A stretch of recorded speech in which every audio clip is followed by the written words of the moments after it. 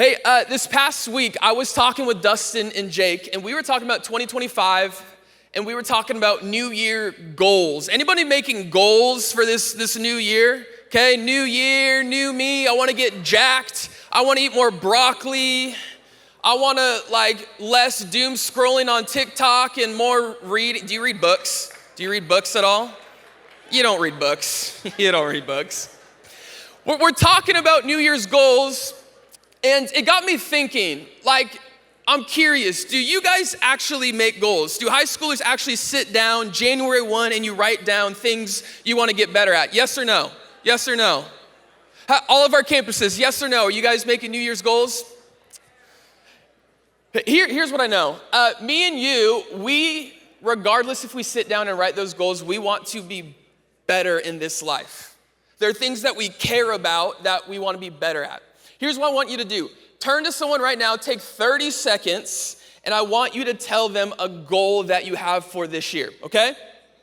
I think I heard over here, I want to accomplish a backflip at some point this year. I think the dude over here said, I just want a girlfriend. That's my goal. Great goal. Here's the reality for me. For me, as long as I can remember, I've always liked making goals.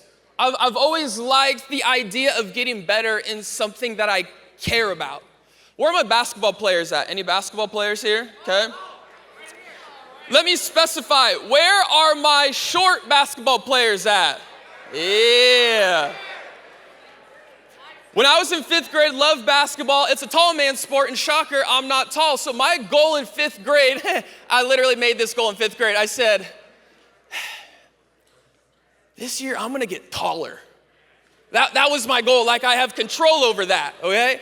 So every morning before I'd get out of bed, I would stretch my body out as long as I could, and this was the science in my head. If I just stretch my body out every single day, I'll just dislocate my spine, and then it will just fuse back together, but it will grow in centimeter increments, and by the time I get to 7th grade, I'll be 6 feet tall. It doesn't work that way, okay? So short people that are playing basketball, I feel you, okay? I feel you. Nonetheless, I made that goal. 30 years old now, okay? I'm 30, and I made a goal this year to run a marathon, all right? Do you guys remember Vince from summer camp? Do you remember Vince? He spoke at the last few summer camps. When he talked about running a marathon, that inspired me. And so this year, my goal is to run 26.2 miles because I'm a psychopath, okay? I love making goals. Now, here's the reality. I think if I were to ask you, why do you make goals? Why do you love looking towards the future and saying, I want to get better at this? I think a lot of us would give surface level answers. I want to challenge myself. I want to improve myself. I want to be healthier.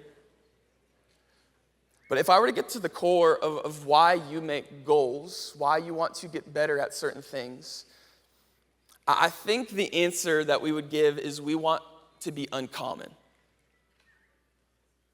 You and I, we want to live a life where we are uncommon people.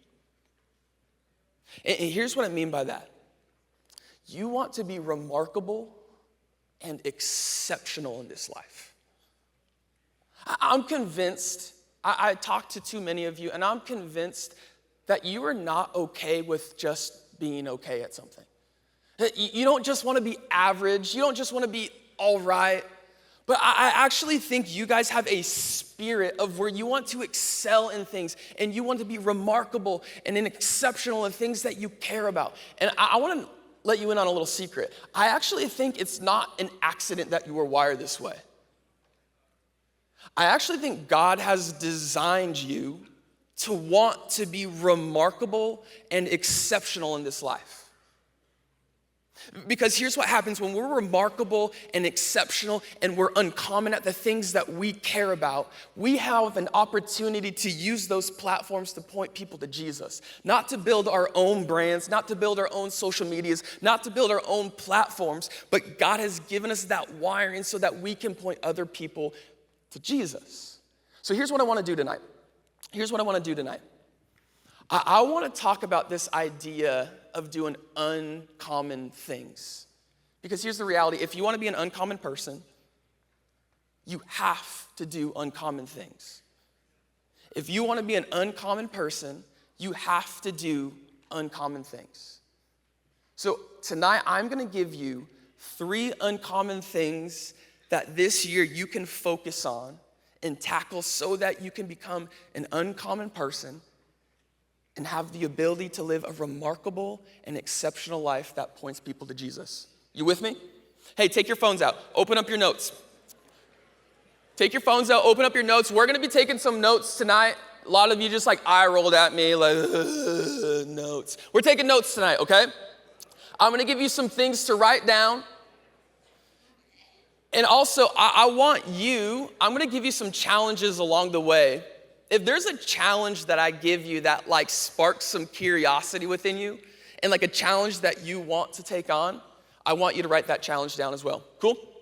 Here's the first thing. The first uncommon thing that I want you to focus on to become an uncommon person so that you can point other people to Jesus is hospitality. Hospitality. Now, here's what I mean by hospitality. The friendly and generous reception of others. The friendly and generous reception of others. Where are my juniors at right now? Juniors in the room, where are you at? Okay? Juniors, are you alive still? How's school going? Hey, can we just give it up for our juniors in the room? Round of applause for them. They need it. Okay? My man right here, other campuses, there's a guy in Peoria right now that was just like terrible, absolutely miserable. Junior is hard. When I was a junior, I would have told you that I was a Christian. I would have told you that I was a Jesus follower, but here's the reality. If you looked at my life, okay, I was not living the life of a Christian. I was a trash human my junior year, okay? But here's what's cool. The Lord blessed me with a relationship. You guys have your coaches, right? And you have your student pastors. The Lord blessed me with a student pastor that completely changed the course of my life. His name was John Lunsford, and this dude showed me what it meant to follow and chase after Jesus. And a big reason why I believe in Jesus is because of that dude. Now, there's a lot of things he did for me to help me pursue Jesus and point me towards Jesus. But one of the biggest things that he did for me was to have a spirit of hospitality towards me. He had this rule, him and his family, his wife, he had 4 kids, and they had this family rule: if our house is unlocked, you're welcomed in. And I would go over to that dude's house all the time simply to just like, to wrestle with this idea of Jesus. Like, the idea of Jesus didn't come easy to me. And I would go to John's house, and I would be able to talk with him and his family about who Jesus was. Like the questions I had, the discouragement that I felt, the questions that I had, the doubts that I had. You see, when I would walk into his house, he would always create space for me, and he'd love me exactly where I was at because he had this spirit of hospitality. And even in moments where I was like, nah, Jesus isn't for me, he had his door open for me. And he loved me exactly where I was at. And my hope for you is that you could have that same spirit of hospitality. Now, I get what you're thinking right now. Taylor, I'm 16. I don't have a home. Like, I don't own a home. I don't have a mortgage. Or Taylor, you don't know my home life. Like, I ain't bringing friends over. I need you to know having a spirit of hospitality isn't limited to a house. You can create environments of hospitality wherever you're at. After practice on the football field, create a space, welcome people in exactly where they're at, and let them wrestle with who Jesus is, and you have an opportunity to point them to Jesus. Go to a Chick-fil-A and sit across from someone in a booth and create space for them to know who Jesus is. Here's what I want you to do. In your phone, I want you to write down 2 names right now. Take your phone out. Write down 2 names that you need to intentionally show hospitality towards. Who do you need to show Jesus towards and create space for. Take a couple seconds, write 2 names down of people that you need to do that for.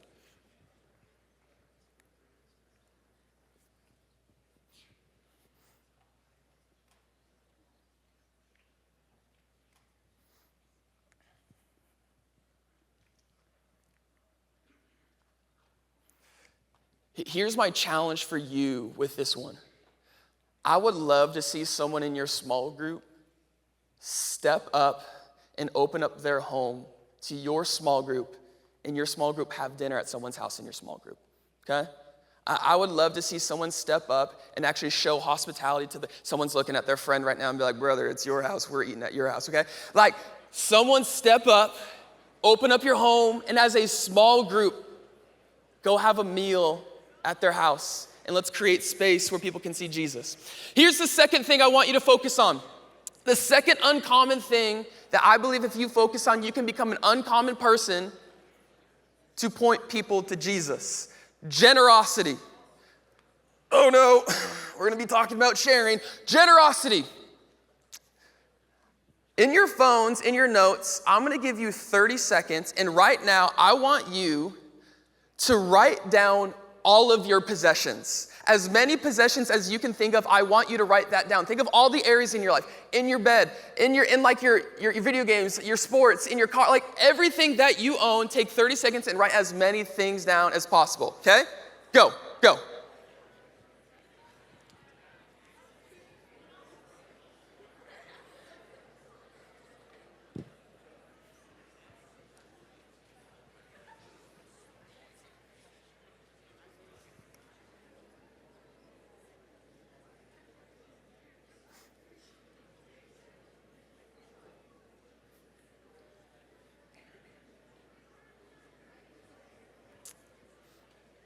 All right, I want you to look at that list. Look at that list. I want you to ask yourself this question. As you're looking at some of those possessions that you wrote down, would you be willing to let other people borrow those things?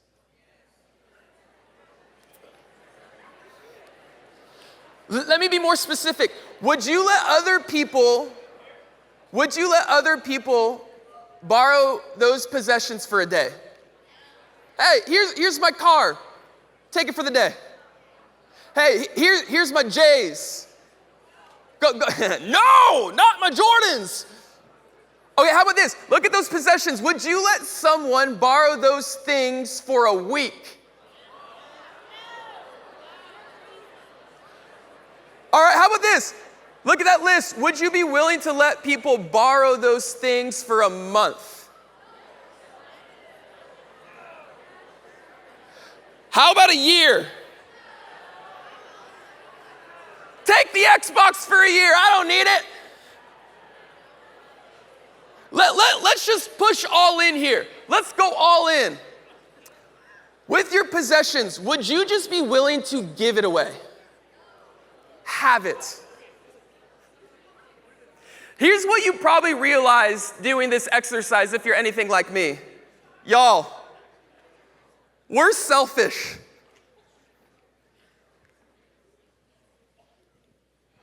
We look at our things and we're like that little creepy person in Lord of the Rings. What's his name?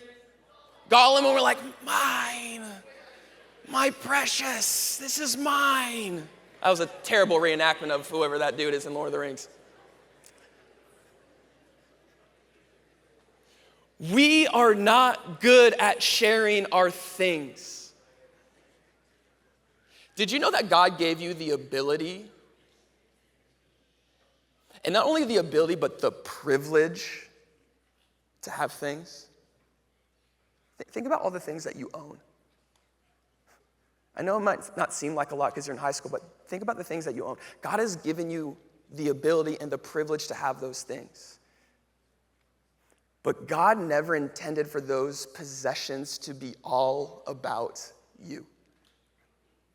Let me read you a verse. Matthew 6:19-21 says this: "Do not store up for yourselves treasures on earth where moths and vermin destroy and where thieves break in and steal, but store up yourselves treasures in heaven where moths and vermin do not destroy and where thieves do not break in and steal. Here's what I want you to pay attention here. Verse 21, it says this, for where your treasure is, there your heart will be also.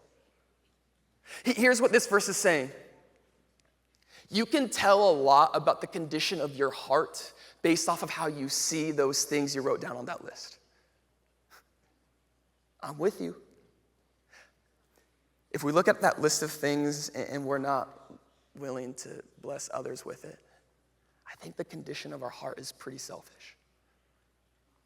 But if we look at those possessions, those things that we wrote down, and we look at that list and we are willing to freely give those things away and be generous with those things, I think the condition of your heart aligns with what Jesus wants for you. And you have the ability to leverage those things you own to bless other people. Let's have a spirit of generosity. Here's the third thing. Oh, really quick, the challenge. This is a really important challenge that I want you to take away from generosity. I think you and your small group should come together and pay for someone's camp. Yeah. I know for a fact you and your small group know someone in your small group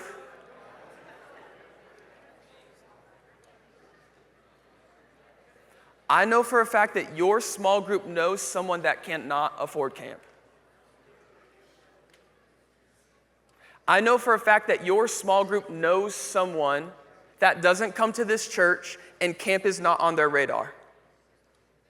And I think your small group should come together, pull some money together, and I think you should pay for their camp. Go pay for someone's camp. Here's the last thing. The last uncommon thing I want you to focus on, integrity. Integrity. Here's what I mean by that. Doing the right thing when no one is watching, even when it is difficult. I had this coach growing up. His name was Scott Roth, and he was in the NBA, and he played in the NBA during the Magic Johnson, Larry Bird era. Now, his rookie year in the NBA, he heard this rumor that Larry Bird would show up on home games at the Boston Garden, the arena that they played, and he would show up 6 hours before the game started to run up and down every single step and stair in that arena. Before anyone got there, he would run the arena. So Scott hears this, and he's like, dude, there's no way. Dude, that's a load of crap. Like, I'm gonna go check this out. So his first game as a rookie in Boston, he leaves his hotel room, hops on a bus, goes to the Boston Garden to see if this is true. He goes to center court, looks around, and sure enough, sees nothing. He's like, oh, I knew it. This is Larry Bird guy, he's a joke. He goes to walk to the tunnel to get ready for the game, and just as he's about to walk into the tunnel, out of the corner of his eye, who does he see? Larry Bird. And Larry Bird is running up and down every single step. Here's what Larry Bird understood. In order for him to be the best version of himself in front of spectators and fans and all eyes watching him, he had to make the right decision even when it was difficult, when no one was watching, by running up and down every single step. And I think there's something that we can pull away from that as Christ-centered difference makers. Are you willing to do the right thing, even if it's difficult, when no one is watching, that will give you the best shot to be Jesus to other people? Proverbs 10:9 says this, whoever walks in integrity walks securely, but he who makes his ways crooked will be found out. Are the choices that you're making when no one is watching, is it helping or hurting your chance to be Jesus to other people? Hey, here's what I want you to do. I want you to stand up really quick for me. Stand up. Stand up for me. I want you to find someone, put your arm around them. This is your crew. This is your family. Here's what I'm going to do. I'm going to pray for you. I'm going to pray that this year you would be uncommon people that do uncommon things so that you can point people to Jesus, okay? Hey, let's bow our heads. Let's pray. God, thank you so much for these students.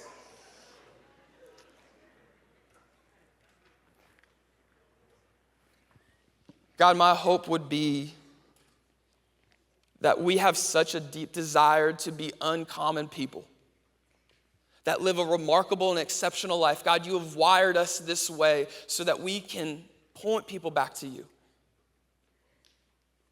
Would we take it upon ourselves as individuals and as a church to care so much about the person that doesn't know who you are, that we strive and we do everything in our capacity to do the uncommon things so that when people look at us, they see Jesus and we have the opportunity to speak hope and truth into them. God, we love you. We thank you. We need all these things in your name. And everyone said, amen.